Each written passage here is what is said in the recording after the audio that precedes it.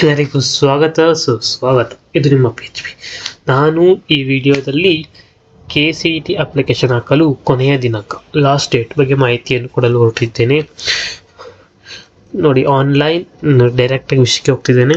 CET 2024ನೇ ನೋಂದಣಿ ಹಾಗೂ online ಮೂಲಕ ಅರ್ಜಿ ಸಲ್ಲಿಸಲು ದಿನಾಂಕ ವಿಸ್ತರಣೆ.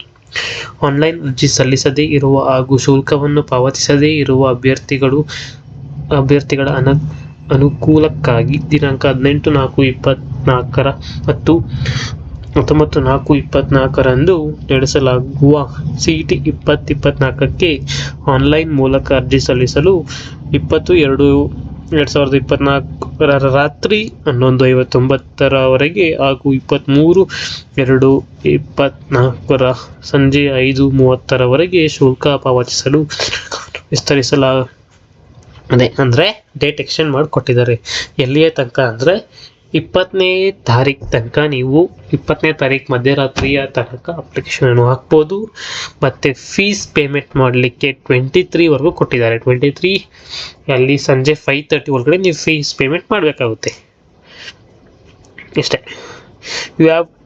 You can apply or the last date for applying KCET or CET has been extended to 20/2/2024 and you can pay the fees till 5:30 at 5:30 PM on 23/2/2024.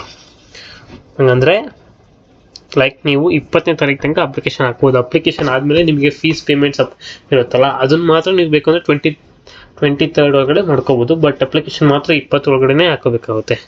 ನಿಮಗೆ exam ಯಾವತ್ತಿರೋದು ಹೇಳಿ? Like 18th and 19th of June. Sorry, not June, April, right? April 18th ಮತ್ತು 19th.